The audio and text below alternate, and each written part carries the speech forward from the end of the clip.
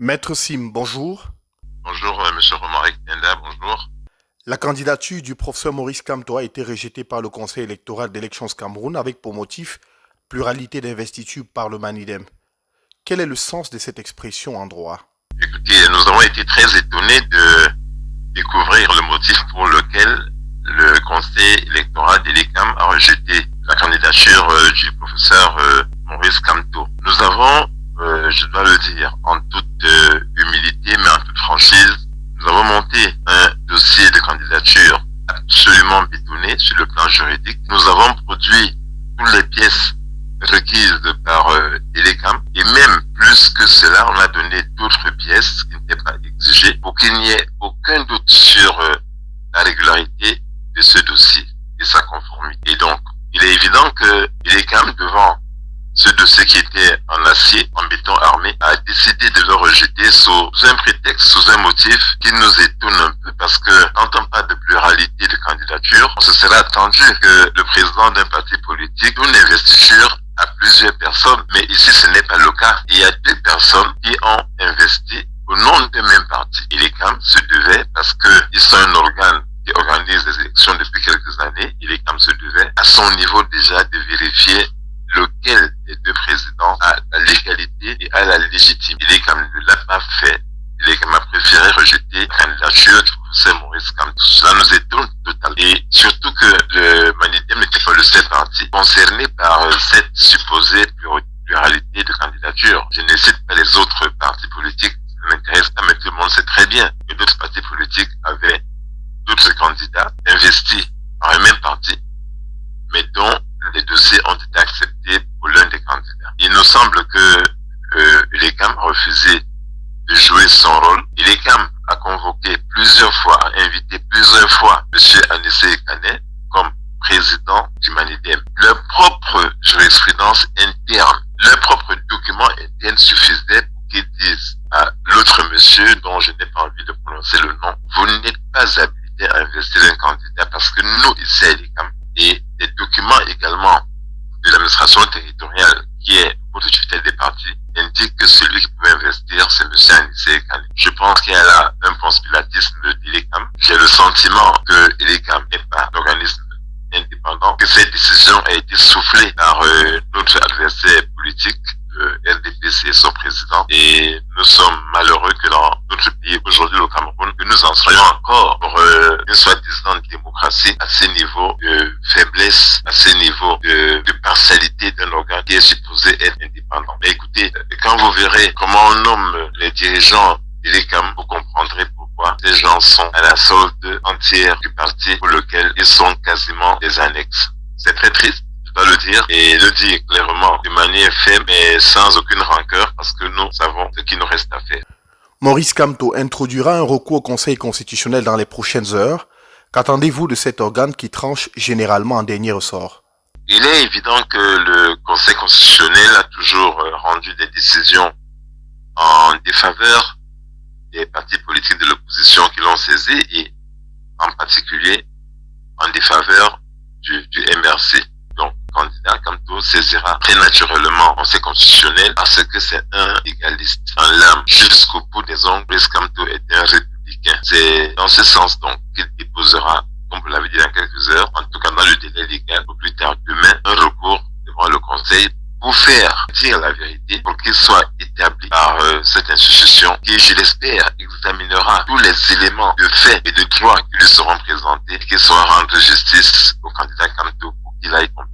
Il est quand même étonnant. C'est étonnant qu'on puisse prendre aux Camerounais leurs droits les plus fondamentaux et surtout le droit de choisir qui est leur président, de choisir qui a la charge de diriger leur pays. On peut tout nous prendre et nous n'accepterons sûrement pas qu'on nous impose des personnes alors que nous avons besoin d'avoir d'autres candidats pour choisir en âme et conscience en tant que citoyens. Donc nous espérons que le Conseil constitutionnel, pour une fois, va se déclarer compétent, va dire notre recours recevable et rendre donc une décision qui soit conforme au droit et à la justice. Il n'est pas nécessaire de désespérer. Le président Kamto avait dit à Paris, souvenez-vous, et on pourrait peut-être, nous les Camerounais, surprendre le monde. Et je pense que dans les jours qui viennent, le Conseil constitutionnel sera le premier organe à surprendre le monde par une décision que beaucoup qu'on n'attende pas, c'est-à-dire une décision de réhabilitation d'une candidature qui ne souffre de rien et contre laquelle on a monté une cabale, des manœuvres absolument nauséabondes pour essayer d'écarter un Camerounais dont l'état de service pour son pays, pour sa nation, sont vantés à travers le monde entier. Voilà ce que je peux dire. Nous savons que le président Kamto connaît la plupart des membres de ce conseil, il les connaît. Ce n'est pas des gens qui manquent de compétences, ce n'est pas des gens qui manquent de talent. Ce qui leur manquera peut-être dans les jours qui viennent, ce sera le courage.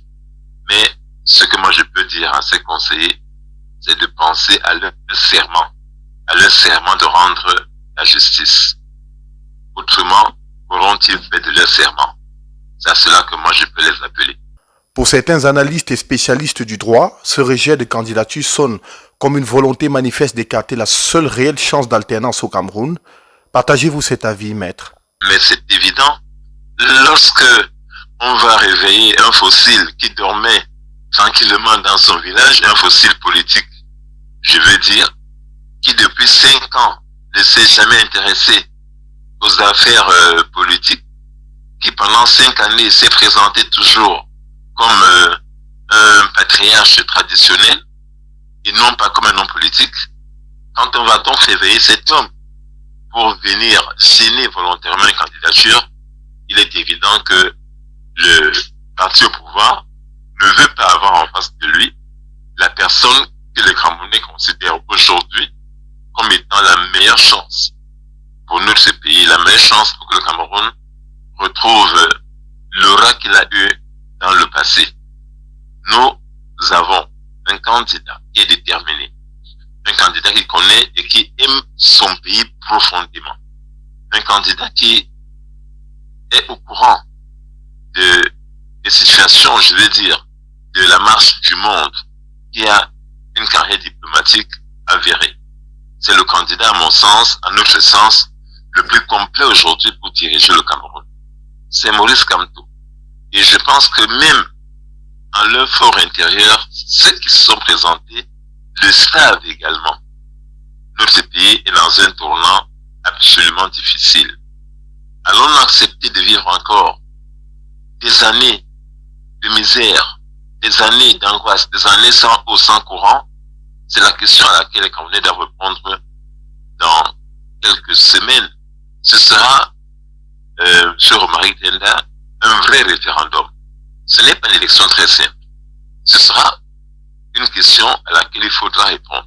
Voulez-vous, oui ou non, que le système qui est en place depuis 43 ans perdure? C'est la question à laquelle il faut répondre. Et à ce référendum, nous demandons aux Camerounais, parce que nous espérons certainement que le président Kamto sera candidat, nous demandons aux Camerounais de donner la seule bonne réponse pour eux-mêmes, pour leurs enfants et pour leur pays. Donc, je n'ai pas de doute, ces analystes disent vrai. Ces candidatures ont été suscitées simplement pour empêcher celui qui a de vraies chances de battre M. Biaouzune de compétir. Comme je l'ai dit ailleurs, écoutez, ils ont le choix de l'arbitre du match, c'est-à-dire le Conseil constitutionnel. Ils ont le choix de l'organisateur du match, c'est-à-dire l'ECAM, mais ils veulent aussi choisir les joueurs contre lesquels ils doivent jouer. Ce n'est pas possible.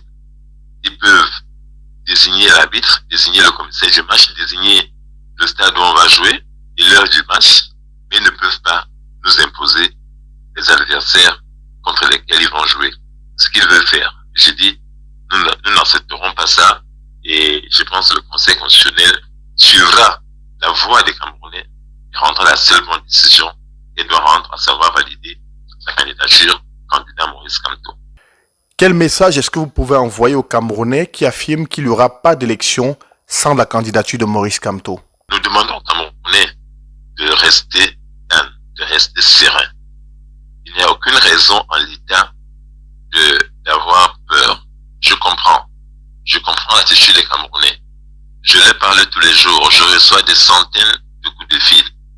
Des Camerounais et des Camerounaises qui sont inquiets, qui attendent de manière frileuse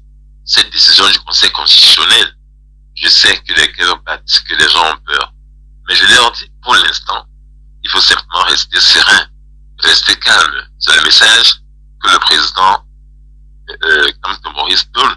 C'est le message donné hier encore par le président Agnès Ekane, à qui il faut rendre à chaque minute un vibrant hommage pour cette décision courageuse qu'elle a prise d'accompagner le changement.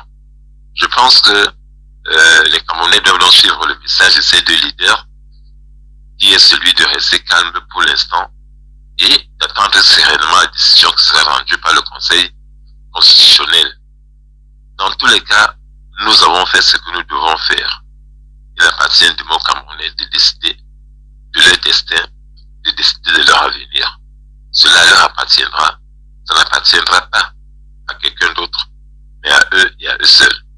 Comme dit soit le président Sekane, ça dépend de vous. Ça dépend de vous seuls. Et ça dépend de vous tous. Maître Sim, merci. C'est moi. Nous restons dans le calme. Merci encore.